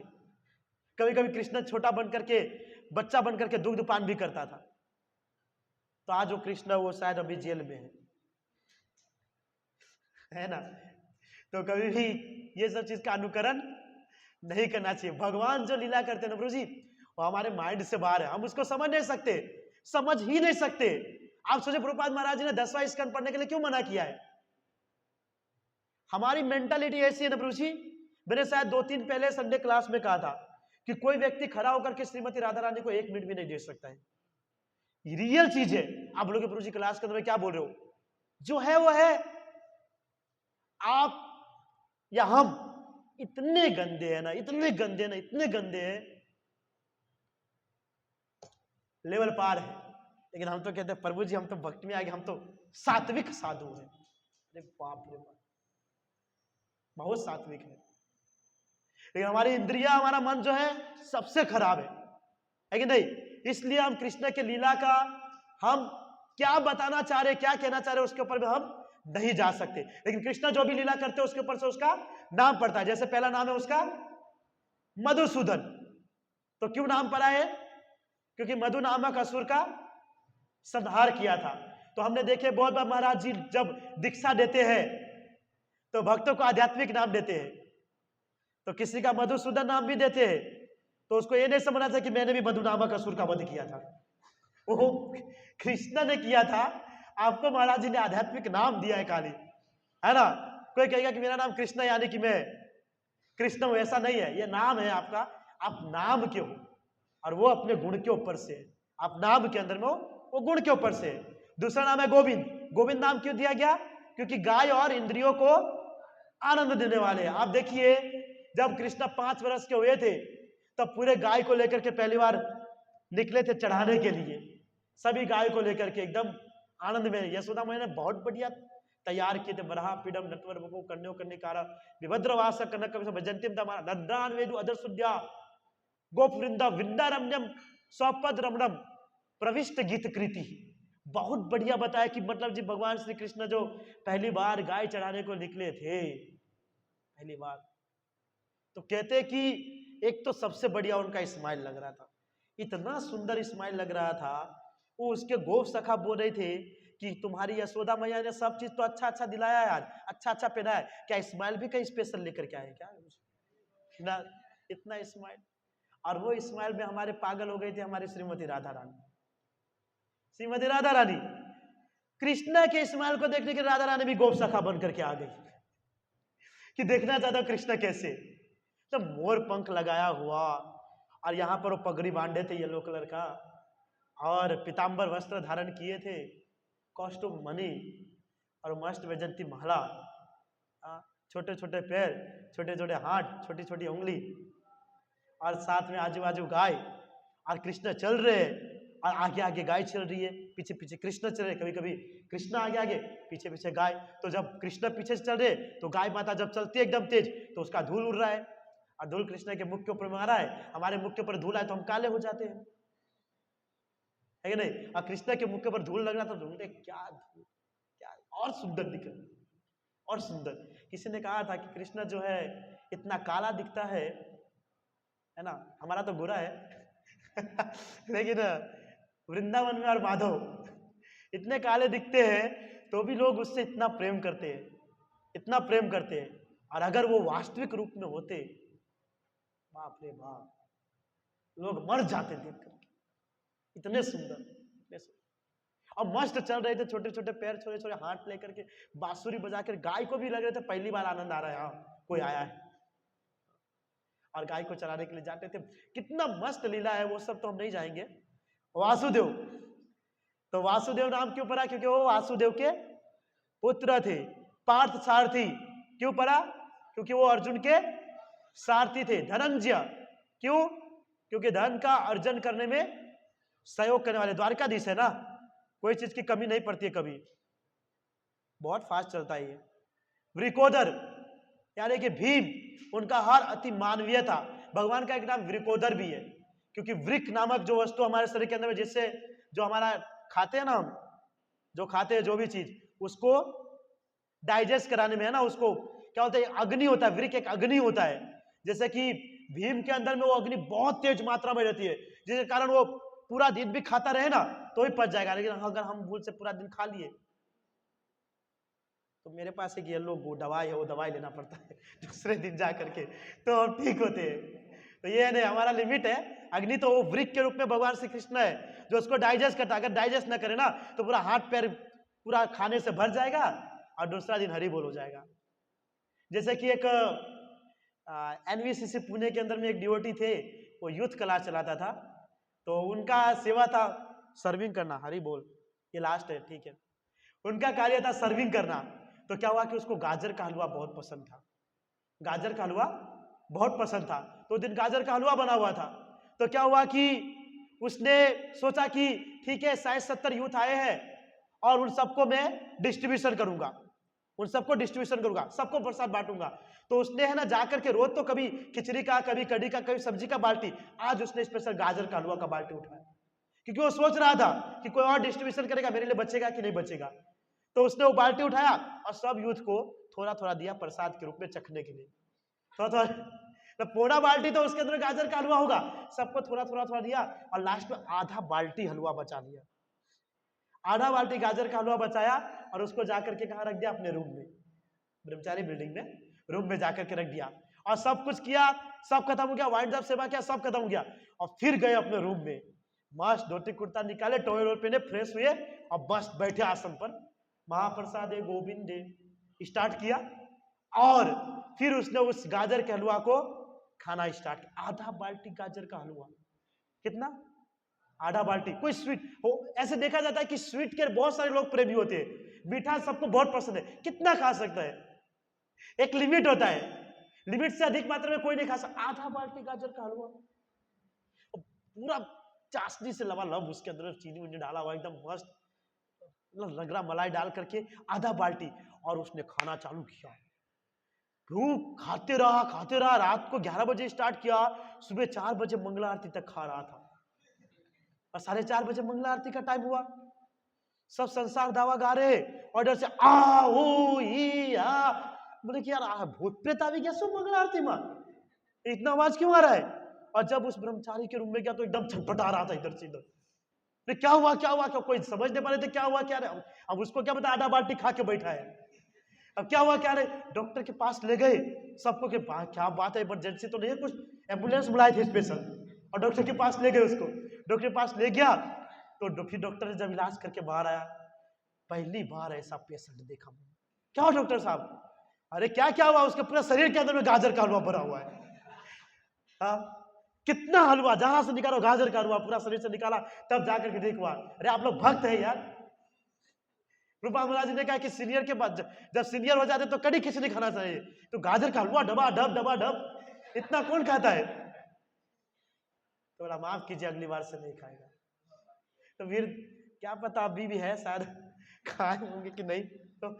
तो ये क्या होता है कि कभी कभी ऐसी लालसा होती है, कभी कभी यूथ क्लास में डिवोटी आते तो जब पता चलता गुलाब जामुन है, ओ हो 15 लोग बधारे आवे, कोई बात नहीं, आधा घंटा जल लेंगे, लेकिन गुलाब जामुन तो मिलेगा, है कि नहीं? तो इस प्रकार की लालसा होती है, तो उसको डाइजेस्ट करने वाले कृष्णा है, लेकिन जब ओवर कर लोगे तो नहीं होगा, ओवर कर लोगे तो नहीं होगा, है ना? तो इसलिए उसका नाम भी है वृकोदर। ठीक है, आपको क्या लगता है, क्लास बंद करना चाहिए, कंटिन्यू रखना चाहिए? सुनिए, ये सिर्फ पढ़ लेते हैं, फिर से स्मरण बिंदु आया है, यानी कि स्मरण किया है। भीष्म और दुर्योधन के शंख ध्वनि से पांडव पक्ष व्यथित नहीं होता, परंतु श्लोक संख्या 19 में संजय ने स्पष्ट रूप से कहा है कि पांडव पक्ष के शंखनाद से धृतराष्ट्र के पुत्रों के हृदय विदीर्ण हो गए। ये वही बात है जो हमने अभी डिस्कशन किए थे।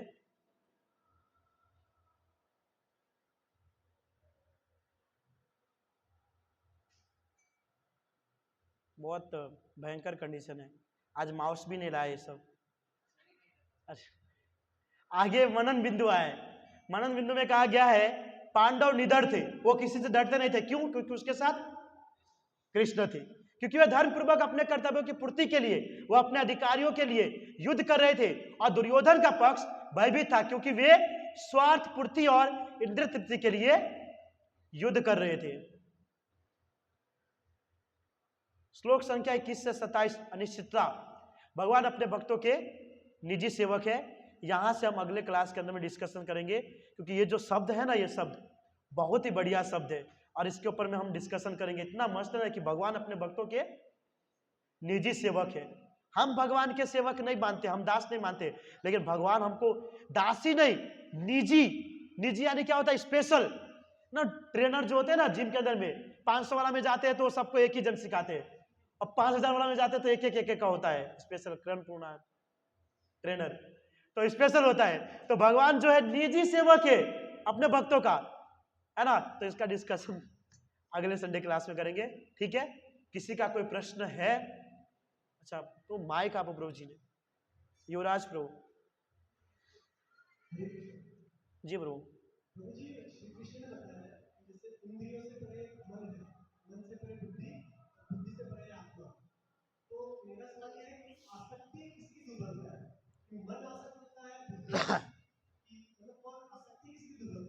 देखिए प्रभु जी, कोई भी चीज को अगर हम देखा जाए, कोई भी चीज को, उसकी शुरुआत होती है हमारी इंद्रियों से। उसकी शुरुआत किससे होती है? हमारी इंद्रियों से। तो कोई भी चीज है वो सब की स्टार्टअप कहां से होती है? इंद्रियों से ही, ताकि ईगो आए, आसक्ति आए, क्रोध आए, लोभ आए, सब कहां से स्टार्ट होता है? इंद्रियों से। फिर मैं भी ये चीज को देखा हूं, कोई भी वक्ता होता है ना, कहीं भी क्लास होता है ना, बोलता हमारा मन ऐसा है, हमारा मन ऐसा, हमारा मन, लेकिन भाई साहब आप मन के अंदर में कुछ डालते हो तब ऐसा है ना।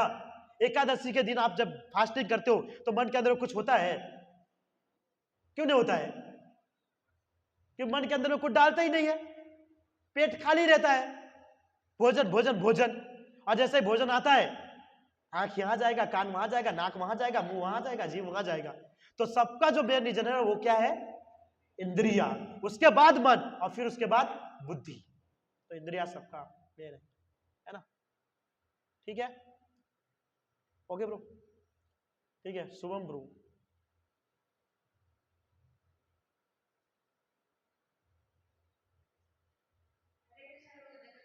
धन्यवाद ब्रो।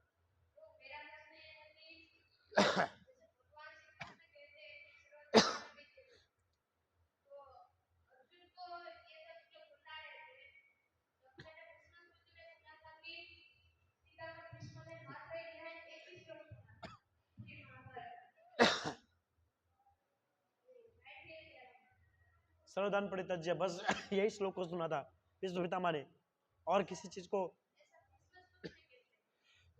कहां लिखा है?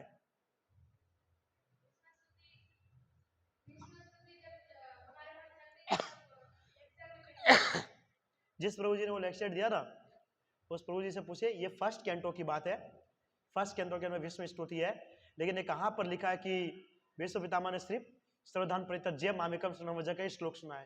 क्योंकि कभी कभी भक्तों का भाव ये होता है कि भगवान कृष्ण बहुत सारे चीज सामने रखते हैं, लेकिन वो क्या करता है, जो चीज उसके लिए जरूरी होता है वही चीज को वो समझता है।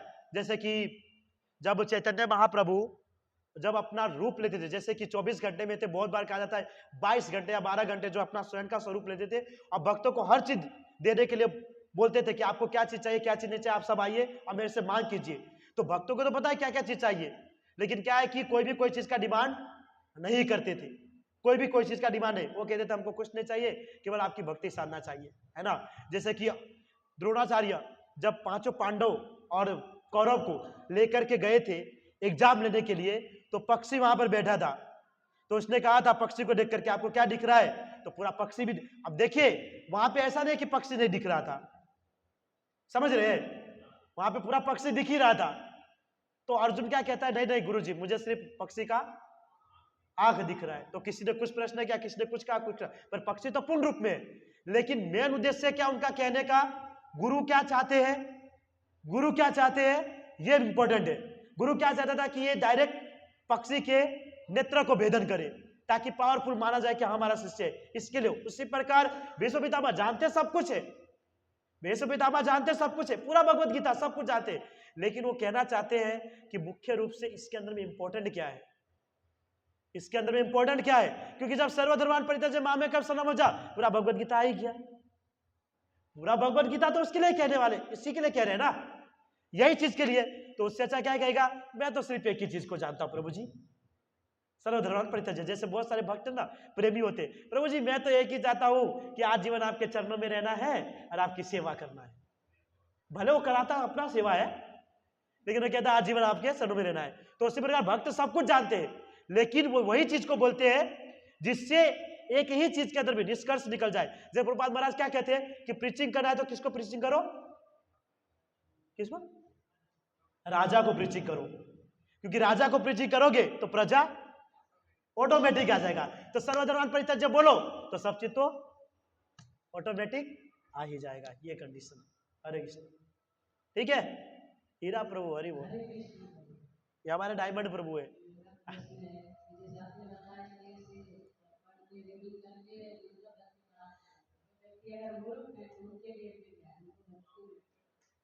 सही बात है, ये भी सही है, पर उसके जो व्यक्ति नहीं पढ़ सकता है तो ऐसा व्यक्ति भगवान के कृष्ण के लीला का स्मरण कर सकता है, उसके बारे में सुन सकता है ना। बहुत बार क्या होता है कि जब व्यक्ति पढ़ता है ना तो लीला का अच्छे से स्मरण होता है, लेकिन जो व्यक्ति ये पढ़ नहीं सकता है वो केवल कहेगा कि मैं सुनूंगा, तो उस व्यक्ति को ये भी होना चाहिए कि सुनने के जरिए वो चीज का स्मरण होना जरूरी है। क्योंकि जो पढ़ सकता है उसके पास एक और मतलब कि क्या बोलते हैं उसको, ऑप्शन है, उसके पास ऑप्शन है, लेकिन जो नहीं पढ़ सकता उसके बाद एक ऑप्शन गया, तो उसके लिए सर्वश्रेष्ठ है कि भगवान के बारे में सुन करके उसके लीला का स्मरण करें। जैसे आप लोग स्कूल में जब पढ़े होंगे तो टीचर कहते हैं सबके सब आंख बंद करो और मैं जो जो चीज बोल रही हूँ वो आप स्मरण करो, घर है, नदी है, खिड़की है, करते थे ना।